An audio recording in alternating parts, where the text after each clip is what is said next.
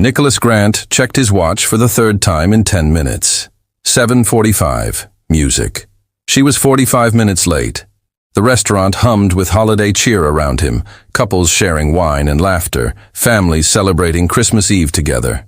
He sat alone at a table for two, a glass of Cabernet keeping him company, feeling increasingly foolish. At 39, Nicholas had built an empire in tech consulting, but somehow he'd never quite managed to build a life.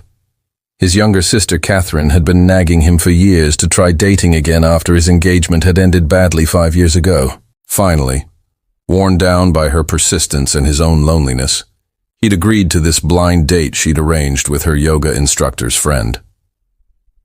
"She's wonderful, Nick," Catherine had promised. "Smart, kind, genuine. And she could really use something good in her life right now." That last part should have been a warning. Nicholas had learned that people who needed something good often came with complications. But there'd been something in his sister's voice, a certainty that had made him agree, despite his reservations. Now, watching the snowfall outside the restaurant windows, Nicholas wondered if he'd been stood up. It wouldn't be the first time. Some women, once they researched him online and saw his net worth, got nervous. Others became too interested, but in his money rather than him. Either way, connections never quite seemed to stick. He should leave. He had a perfectly nice penthouse waiting for him. A bottle of expensive scotch and a stack of contracts to review. Christmas Eve alone wasn't ideal, but it wasn't the worst thing either. But something made him stay. Maybe it was the memory of his sister's enthusiasm, or maybe it was simply that he had nowhere else to be. So, Nicholas ordered another glass of wine and settled in to wait, watching the door despite himself. At 8:30, the door finally opened, bringing with it a gust of cold air and snow. A woman entered, and even from across the room, Nicholas could see the distress written across her face. She had long blonde hair, wavy and slightly disheveled, and wore a cream-colored coat that had seen better days. Behind her, holding her hand, was a small boy in a bright red coat, maybe 4 or 5 years old, his brown hair sticking up in cowlicks. The woman spoke urgently to the hostess, who pointed in Nicholas's direction. As she approached, Nicholas could see she'd been crying. Her eyes were red-rimmed, her makeup slightly smudged. She was beautiful in an understated way, her features delicate, but it was the exhaustion in her eyes that struck him most. "Nicholas Grant?" she asked, her voice wavering slightly. "I'm Sophie Brennan. I'm so sorry I'm late. I know this is unforgivable. And I completely understand if you want to just leave, but I need to explain." "Please sit down," Nicholas said gently, standing to pull out a chair for her. He noticed her surprise at the gesture, the way she hesitated before accepting. The little boy looked up at Nicholas with solemn brown eyes. "My mommy was crying," he announced matter-of-factly, "because the babysitter didn't come and her car wouldn't start, and she was really worried." "Owen, honey, that's enough," Sophie said softly, her cheeks flushing with embarrassment. She helped her son into a chair between them, then sank into her own seat as if her legs might not hold her much longer. Nicholas caught the waiter's eye and ordered hot chocolate for Owen and water for Sophie, giving her a moment to collect herself. When she looked up at him, there was something in her expression that made his chest tighten. Shame, yes, but also a bone-deep weariness that spoke of someone caring far too much for far too long. "I'm sorry," she said again. "My babysitter canceled at the last minute. Her daughter got sick. I tried to find someone else, but it's Christmas Eve and everyone already has plans. Then my car wouldn't start, and I couldn't afford a cab all the way out here, so I had to take 2 buses in the snow with Owen." She took a shaky breath. "I should have just called and canceled. I know that. But Catherine has been so kind to me, and she said you were really looking forward to this. And I just thought maybe if I could get here, even late, it would be better than standing you up completely." She laughed, but it came out bitter. "I can see now that was stupid. I've completely ruined your evening, and I've probably traumatized my son in the process. We'll just go. Again. I'm so sorry." She started to stand, but Nicholas reached out, his hand hovering near hers without quite touching. "Please don't go," he said quietly. "You came all this way. The least I can do is buy you both dinner." Sophie looked at him as if he'd spoken a foreign language. "You can't possibly still want to have dinner with me. I show up over an hour late with my child in tow, looking like I've been through a hurricane. This is not exactly what you signed up for." "No," Nicholas agreed. "It's not. But it's also not the worst first date I've ever had, and I'm curious to see how it turns out." She'd been determined to set her up with her brother. "She made you sound like some kind of Christmas miracle," Sophie said with a self-deprecating smile. "Smart, successful, kind. Too good to be true, honestly." I told her I wasn't interested, that I had my hands full with Owen and work, but she wouldn't take no for answer. She even offered to babysit tonight. But then she came down with the flu yesterday. "I'm sorry about that," Nicholas said. "And for what it's worth, Catherine described you in equally glowing terms." Sophie glanced down at herself, at her worn coat hanging over the back of her chair, at Owen's red coat that was too small for him, but that she probably couldn't afford to replace. "I can't imagine what she told you, but I'm pretty sure the reality is disappointing." "Why would you think that?" She met his eyes, and he saw steel beneath the exhaustion. "Because I'm 31 years old, living in a 500-square-foot apartment, working 60 hours a week just to keep the lights on and food in the fridge. I drive a car that breaks down every other week. I buy my clothes at thrift stores and my son's toys at garage sales. I'm not exactly catch of the year. And yet you took 2 buses in a snowstorm on Christmas Eve because you didn't want to stand up someone you've never met," Nicholas said quietly. "That says more about you than any of the rest of it." Sophie stared at him, confusion and something like hope warring in her expression. "You're serious? You actually don't mind that I'm a complete disaster?" "You're not a disaster. You're a woman doing your best under difficult circumstances." Nicholas glanced at Owen, who was carefully arranging his chicken fingers in order of size. "And you're raising what appears to be a great kid." "He is great," Sophie said, her voice softening as she looked at her son. "He's the best thing that ever happened to me. Even on the hardest days, even when I'm exhausted and scared and don't know how I'm going to make rent, I look at him, and I know it's all worth it." They talked for another hour, the conversation flowing more easily than Nicholas had expected. Sophie told him about Owen's obsession with trains, about the challenges of working from home with an energetic preschooler, about her dreams of eventually going back to school to become a nurse. Nicholas found himself sharing things he rarely talked about with anyone. His own loneliness, the emptiness of his large apartment, the way success had brought him everything except the things that actually mattered. Owen eventually fell asleep with his head on the table, exhausted from the long evening.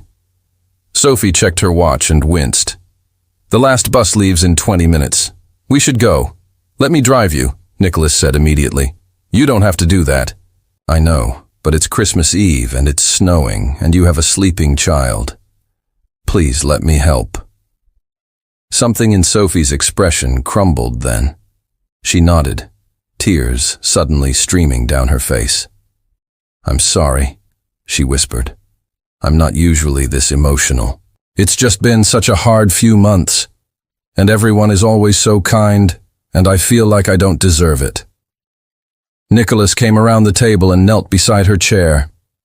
"Sophie, look at me. You deserve kindness. You deserve help. You deserve so much more than what you've been given. And I'd really like to drive you home, not because I pity you, but because I've actually had a wonderful evening and I'd like to make sure you both get home safely." She searched his face looking for something. Whatever she found, my window, looking out at the snowy street below. "Thank you," she said quietly, "for being so kind to him. He doesn't have many men in his life. His father wanted nothing to do with us, and my own dad passed away when I was young. It means a lot what you did tonight." Nicholas turned to face her. "Sophie, can I ask you something?"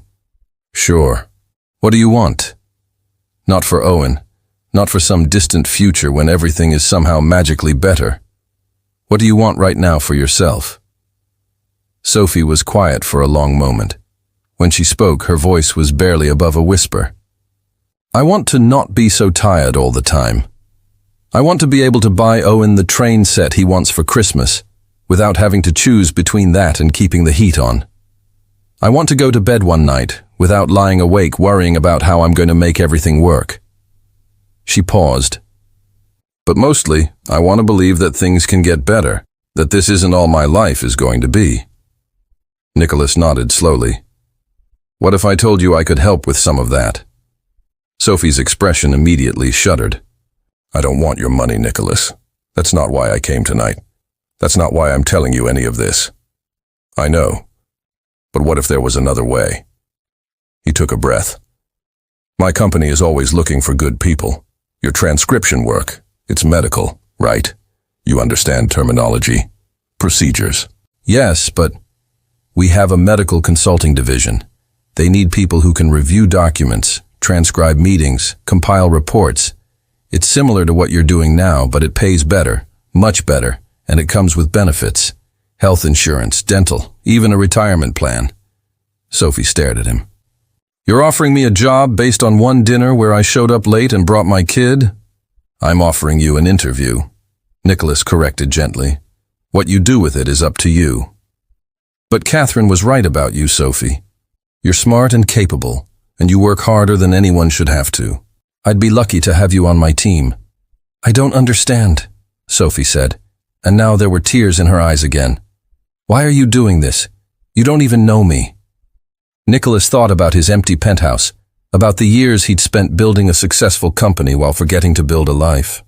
He thought about Sophie braving a snowstorm on Christmas Eve because she'd made a promise to a friend. He thought about Owen's enthusiastic chatter and Sophie's quiet strength, and the way neither of them had what they deserved. Maybe I'm doing it because my sister is usually right about people, he said. Or maybe I'm doing it because it's Christmas. Eve and I believe in second chances. Or maybe... He paused, surprising himself with his own honesty. Maybe I'm doing it because in 3 hours you've reminded me of something I'd forgotten, that the best things in life aren't things at all. They're people and moments, and the choice to help when you can. Sophie covered her face with her hands, her shoulders shaking. Nicholas waited, giving her the space she needed. When she finally looked up, her cheeks were wet, but she was smiling.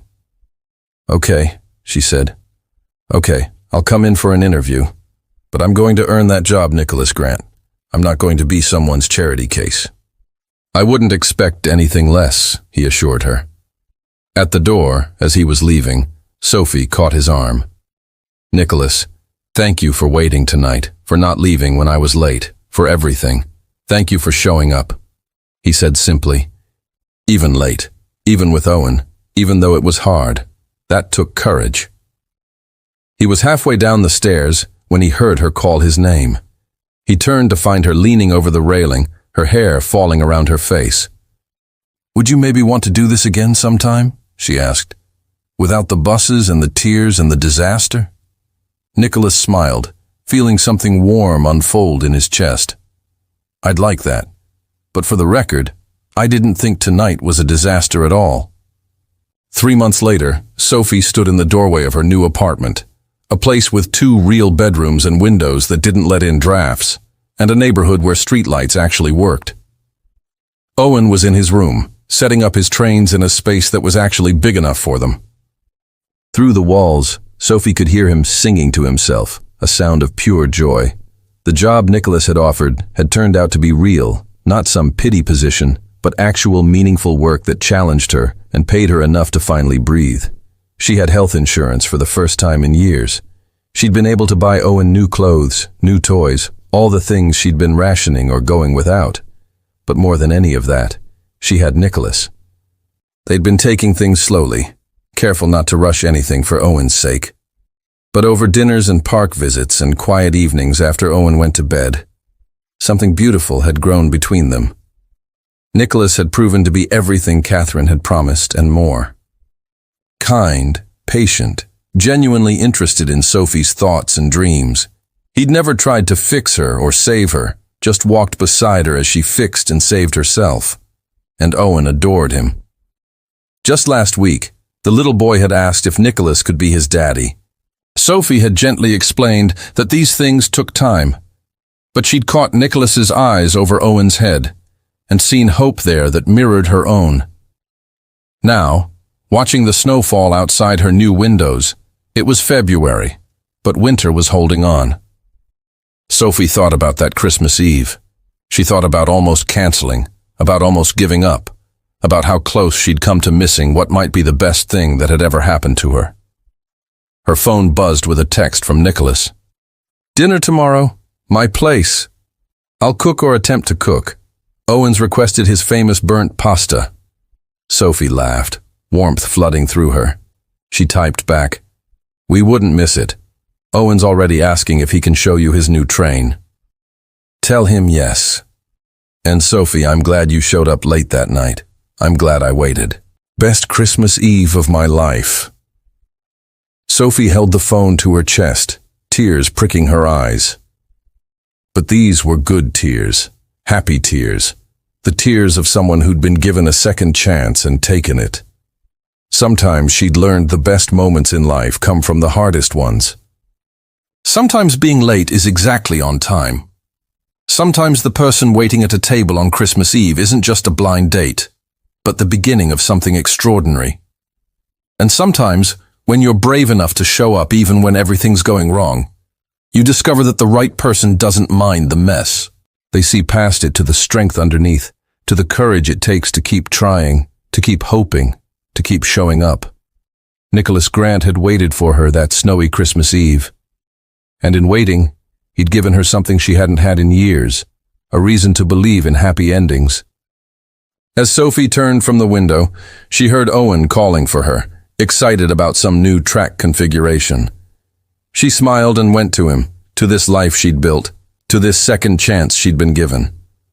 And she thought about Nicholas waiting for her tomorrow, probably already stressing about burning dinner, definitely already planning how to make Owen laugh. Yes, she thought, sometimes waiting is exactly what saves us. Some.